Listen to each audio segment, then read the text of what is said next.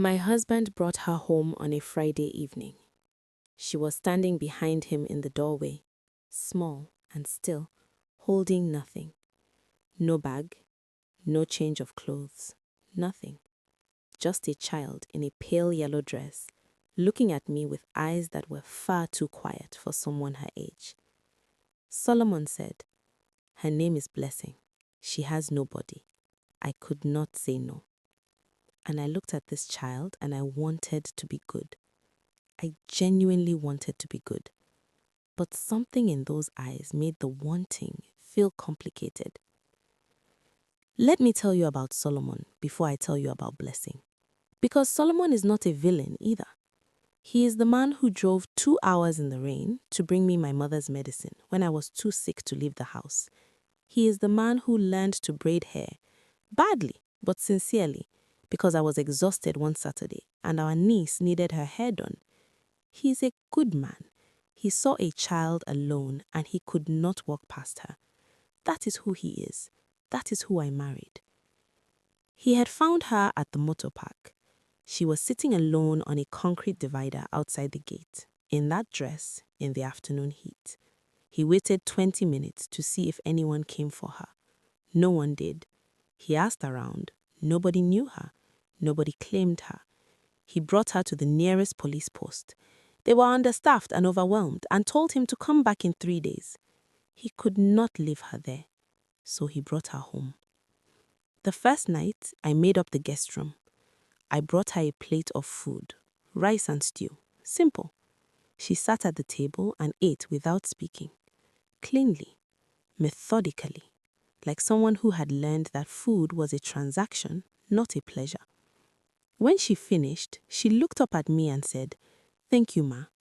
And then she looked past me, not at something specific, just past me, into the corner of the room behind me. I told myself, children do that. Children look at things adults do not see. It is in every book about childhood, every conversation about imagination. I told myself she was tired and overwhelmed and processing a difficult day. I put her to bed, tucked the blanket around her, turned off the light, and as I pulled the door almost closed, I heard her say something. Softly, not to me, to the room. I stood in that doorway and I listened. It was not loud enough to make out words. It was low and rhythmic, not quite speaking, not quite singing. And the part that stayed with me, the part I could not explain away, was this. There were pauses, gaps in what she was saying, as if something in that room was answering her. I did not tell Solomon that night. He was already attached. I had watched him all evening, the way he refilled her water without being asked, the way he laughed too loud at the one small thing she said at dinner, the way he looked at her like she was already his. Solomon had needed this. I understood that. We had been trying for a child for 3 years. I understood the shape of what he saw when he looked at her. 3 days into Blessing being in our home, I noticed the shadows. Not in a dramatic way. I want to be clear about that. It was not like the shadows moved or reached for anything. It was that Blessing always seemed to find them. In any room she entered, she would naturally position herself in or near the darkest corner, the chair closest to where the light did not reach, the edge of the table farthest from the window.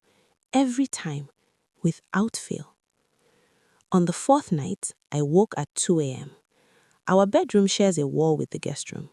The wall between us is thin enough that I can hear Blessing when she coughs. That night, I heard her voice, the same low rhythm as the first night, but louder. And this time, I could make out one thing clearly. She was not speaking in English.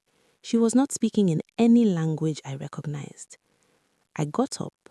I went to the guest room door. I stood outside it the way I had stood on the first night, and I listened. And this time, I could hear it clearly. The low rhythmic sound, the pauses, the responses from the silence. But what was new was this. The responses were not silence anymore. There was something in those pauses that was not empty. Something was filling them. I could not hear what it was. but I could feel that the space was occupied. I opened the door. Blessing was in bed, eyes closed, apparently asleep. The room was still.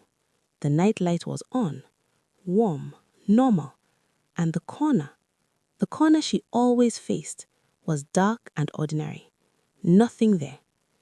I stood in the doorway for a full minute and felt nothing except the particular embarrassment of a grown woman who had frightened herself in the night. I went back to bed. I did not sleep. By the end of the first week, Blessing had become part of the house. She learned where everything was. She moved through the rooms quietly and efficiently, like water finding its level. Solomon had enrolled her in the nearby school. She came home on the first day, put her bag down, changed out of her uniform, and sat in her shadow corner in the parlor. She did not talk about school. She did not mention any children. She mentioned no one. She lived in our house like someone who had always been there, and like someone who was always somewhere else. I called Mama Sonia in the second week. I did not tell her everything. I told her we had taken in a child and that I had some concerns. Mama Sonia listened, and then she said, "Describe the child to me." I described her. The stillness, the shadow corners, the night talking. When she finished, Mama Sonia was quiet for a moment, and then she said, "Purity, is this child happy?" And I realized I did not know. In 2 weeks of living with her, I had not once seen Blessing happy. Mama Sonia came the following Saturday. She brought groundnuts and chin-chin, and she sat in the parlor and she called Blessing to sit with her. She offered the child groundnuts. Blessing took 3 pieces, ate them one by one, and looked at my mother with those large, quiet eyes. Mama Sonia smiled and talked and was warm, but I watched her free hand all the time. Her fingers were moving in her lap. I had seen my mother do that before. It meant she was praying, continuously, while smiling. After Blessing went to her room that afternoon, Mama Sonia looked at me for a long time. Then she said, "That child is not alone." I said, "What do you mean?" She said, "I mean, she did not come into your home by herself. Something came with her. I do not know if she knows it is there. I do not know if she brought it or if it followed, but it is here, in this house. I can feel it sitting in the corners." I want to stop here and say something important, because I know what you might be thinking, that we were being unfair to a child, that Blessing was just a traumatized little girl who had lost everyone, and we were constructing a story around her grief. And I want to tell you that I thought the same thing. I held that thought carefully for a long time. But then the 3rd week happened, and after the 3rd week, I had a different question. I was no longer asking, is something wrong? I was asking, how long has it been here? On the Tuesday of the 3rd week, Solomon came home from work and went to Great Blessing in her room the way he always did. He came out 2 minutes later and walked into the kitchen where I was cooking and stood beside me without speaking. I looked at him. His face was the face of a man who had just seen something that had rearranged his understanding. I said, "What?" He said, "She was talking to the corner again." I said, "Was she?" He said, "Purity." The corner answered. I need to tell you something about Solomon. He is not a superstitious man. He is the man who explained every power cut with the national grid. He is the man who sat through a 3-hour prayer session at my aunt's house and then spent the drive home discussing the psychology of communal ritual.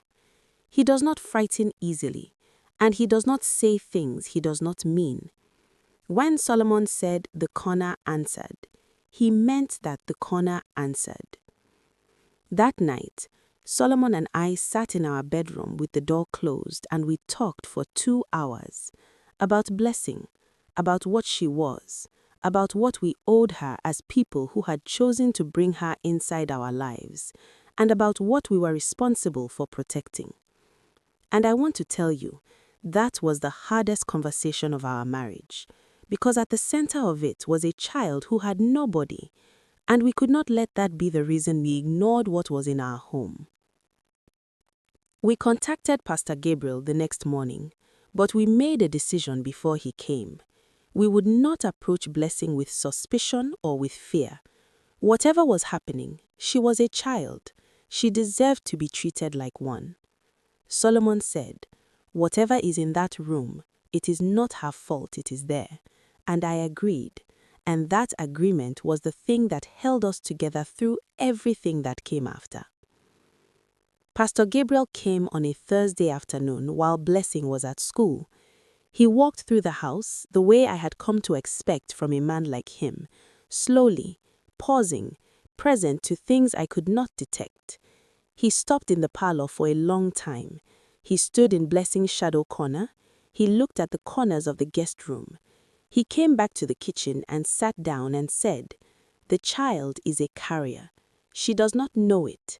She was given this before she came to you." I asked him, "Given by whom?" He said he did not know for certain, but that it was someone who had access to her before she came to us, someone who wanted her to carry something into whatever home she entered. A child is an easy vessel. A child moves through walls, into homes, into families, into the trust of people who want to do good. And whatever she was carrying had been feeding on our home for 3 weeks. Blessing came home from school at 3:15. She put her bag down. She changed out of her uniform. She came to the parlor and sat in her shadow corner and looked up and saw Pastor Gabriel sitting across from her. She looked at him for a long time without speaking, and he looked back, and what passed between them in that look was not the look between a child and a stranger. It was a recognition from both sides. Pastor Gabriel spoke to Blessing directly. He did not speak around her or about her as if she was not in the room. He sat forward and he said, "Blessing, there is something that has been with you for a long time. You know it is there, don't you?" And Blessing, for the first time since she had come into our home, looked directly at an adult and said, "Yes, just yes," and she started to cry. Not dramatically, in the way of a child who has been holding something alone for too long and has finally been given permission to put it down. What followed over the next 2 days I will not describe fully. I will say it was handled with care, for Blessing most of all. I will say that Pastor Gabriel returned with 2 other people. I will say that what left our home during those 2 days left with noise that was not quite sound and light that was not quite light.